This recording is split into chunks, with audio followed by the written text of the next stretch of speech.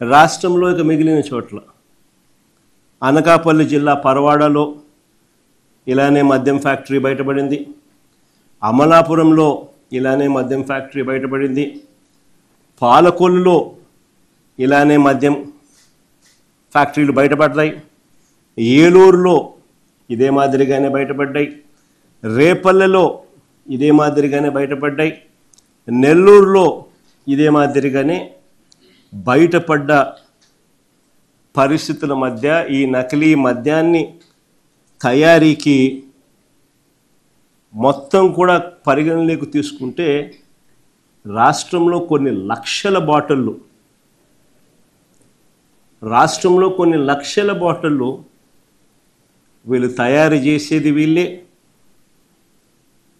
Distribution network ద్వారా వీళ్ళకి సంబంధించిన ప్రైవేట్ మాఫియా షాపుల్లోకి, వీళ్ళకి సంబంధించిన బెల్ట్ షాపులకు, వీళ్ళకి సంబంధించిన పర్మిట్ రూములకు, ఇల్లీగల్ పర్మిట్ రూములకు అన్నిటికీ కూడా వీళ్ళే డిస్ట్రిబ్యూట్ చేసి అమ్ముతా ఉన్న ఫోటోలు. ఆ ఫోటోలు ఒకసారి చూపించామో మళ్ళీ ఒకసారి రీకాల్ చేద్దాం. ఒకసారి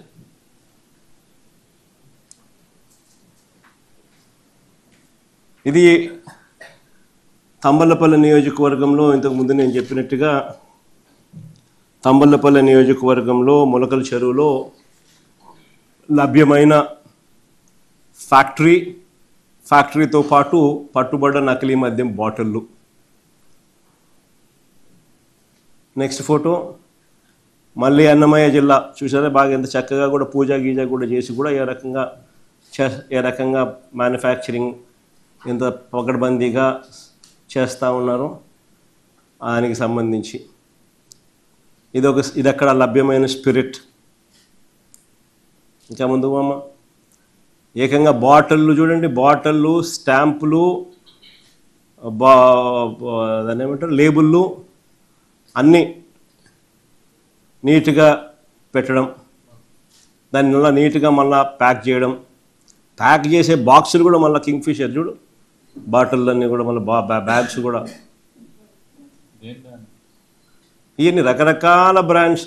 ఏమేమి బ్రాండ్స్ ఉన్నాయో అక్కడ ఎంతో బ్రాండ్స్ ఏమేమి ఉన్నాయో ఫోటో కూడా కనపడింది ఒకటి. ఇది మళ్ళీ వాళ్ళ డిస్ట్రిబ్యూషన్ నెట్వర్క్ ఆంధ్ర వైన్స్ పేరు కూడా. ఇది ఇబ్రహీంపట్నంలో సిమిలర్గా ఇబ్రహీంపట్నంలో కూడా ఇలాంటి పరిస్థితి. వాళ్ళ ఫ్యాక్టరీ చిన్నపాటి ఫ్యాక్టరీ, ఆ ఫ్యాక్టరీలో దొరికిన బాటిళ్ళు, దొరికిన మెటీరియలు, దొరికిన మిగతాటివన్నీ చూడండి. బ్రాండ్స్ కూడా కేరళ మాల్ట్ అంట, ఓల్డ్ అడ్మిరల్ అంట, మంజీరా బ్లూ అంట, క్లాసిక్ బ్లూ అంట, ఇంకోటి ఏదో ఇంకా అతికిల లేబుల్ ఇంకా అతికిచ్చే కార్యక్రమంలో పెట్టారు కానీ ఇబ్రహీంపట్నంలో. తర్వాత ఇవి కేరళ మాల్ట్ విస్కీ నీట్గా అన్ని బ్యాగులలో కూడా ప్యాక్ చేసి నీట్గా కాటన్లో కూడా పెట్టి నీట్గా పంపించే కార్యక్రమం చేస్తూ ఉన్నారు. కానీ ఇది మంజీరాకు సంబంధించినట్టు. కానీ ఇది సీజ్ చేసిన ఖాళీ బాటిళ్ళు, క్యాన్లల్లో ఉన్న స్పిరిట్. కానీ ఆ చిన్నపాటి ఫ్యాక్టరీ, ఆ ఫ్యాక్టరీ సెటప్ ఇది వాళ్ళ డిస్ట్రిబ్యూషన్ నెట్వర్క్, వాళ్ళకు సంబంధించిన షాపులు, వాళ్ళకు సంబంధించిన distribution network ANR restaurant and bar. ఆ పేరు కూడా బాగా పెట్టారు. ఒక నాగేశ్వరరావు గారి పేరు పెడతారు, ఒకరు ఎన్టీఆర్ గారి పేరు పెడుతున్నారు. కానీ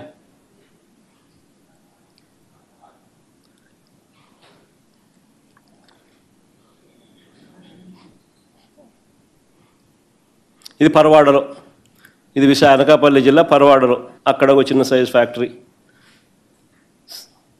చూడు మళ్ళీ ముసుకేసి మళ్ళీ పెడతారు, మళ్ళీ ఎక్కడ మనుషులు బయట ఫోటోలు బయటికి రాకూడదు.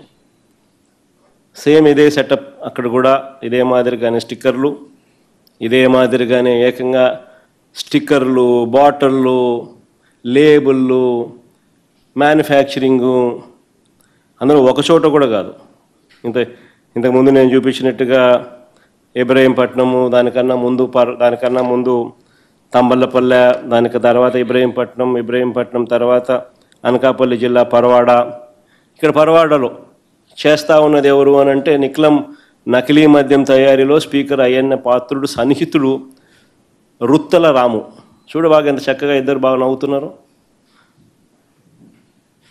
స్మార్ట్గా ఉన్నారు ఇద్దరు. కానీ ఇది అమలాపురంలో పట్టుబడ్డ నకిలీ బాటిళ్ళు, నకిలీ మద్యం మిషను, అంత మిషన్ కూడా కనపడుతూ ఉంది. బాటిళ్ళు, దానికి సంబంధించిన కాటన్లు, బాటిళ్ళు, అన్ని లేబుళ్ళు, మిషను అన్నీ కలిపి చూపిస్తూ ఉన్నారు. ఇది పాలకొల్లులో నకిలీ మద్యం తయారీ గుట్టుకు సంబంధించి పాలకొల్లులో, ఇది ఏలూరులో, ఇది రేపల్లెలో, ఇది నెల్లూరులో,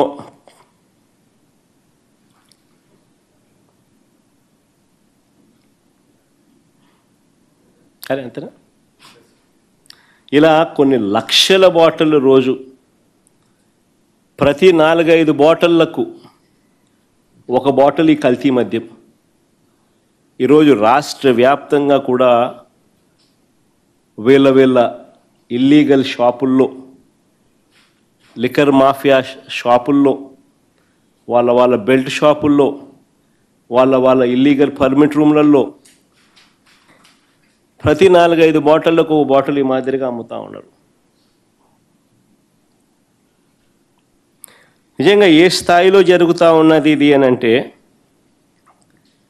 ఆశ్చర్యం కలిగించే విషయం. ఇది ఇంత ఆర్గనైజ్డ్గా మ్యానుఫ్యాక్చర్ చేయడం, ఆర్గనైజ్డ్గా డిస్ట్రిబ్యూషన్ ఛానల్స్ అన్నీ కూడా ముందుగానే వీళ్ళ కంట్రోల్లోకి తీసుకోవడము, ఆ కంట్రోల్లోకి తీసుకున్న ఆ డిస్ట్రిబ్యూషన్ ఛానళ్ళ ద్వారా దాన్ని మార్కెటింగ్ చేయడం,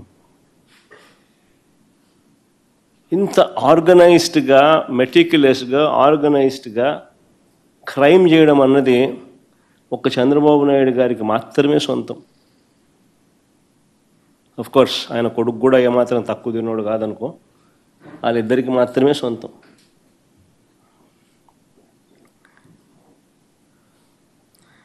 దీని నుంచి డైవర్ట్ చేయడానికి 2 సంవత్సరాలు అయిపోయింది. వీళ్ళే అధికారంలో ఉన్నారు. 2 సంవత్సరాల నుంచి ఇదే కార్యక్రమం చేస్తూ ఉన్నారు. 2 సంవత్సరాల నుంచి చేస్తూ ఉన్న ఈ కార్యక్రమాలను డబ్బుల దగ్గర తగాదాలు వచ్చి బయటపడడంతో టాపిక్ డైవర్ట్ చేసేదానికి ఏమంటారు? చంద్రబాబు చేస్తూ ఉన్న కుట్రలు ఎన్ని? ఆయనకంటే అలవాటైన పద్ధతే ఇది. ఇంతకుముందు ఎన్టీ రామారావు గారిని వెన్నుపోటు పొడిచిన దగ్గర నుంచి ఆయన ఫ్లాష్ బ్యాక్ అంతా తిరిగి చూస్తే చేసేది ఆయనే, మళ్ళీ నెపాన్ని నెట్టేది, వేరే వాళ్ళ మీద నెట్టేది ఆయనే, దానికి వత్తాసు పలికేది ఇదే ఎల్లో మీడియాని. అప్పుడైనా ఇప్పుడైనా ఎప్పుడైనా ఇదే మోడస్ ఆపరండి. చంద్రబాబు నేరాలు చేస్తాడు, అది బయటపడేసరికి ప్రజలను తప్పుదోవ పట్టించేదానికి ఆయన దొంగల ముఠా ఎల్లో మీడియా సిద్ధమవుతుంది. అంతా ఆర్కెస్ట్రేటెడ్గా ఒక అబద్ధాన్ని నిజమని చెప్పి నమ్మించే దానికోసం డైవర్షన్ పాలిటిక్స్లో చెప్పిన అబద్ధమే 100 సార్లు చెప్పే కార్యక్రమం జరుగుతూ పోతుంది.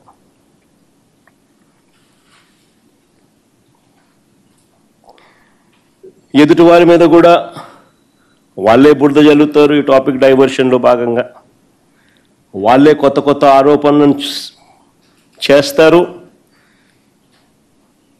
వాళ్ళే ఆ ఆరోపణలను నిజం చెయ్యాలి అని చెప్పి తాపత్రయంతో ఒక సిట్టు కూడా వేస్తారు.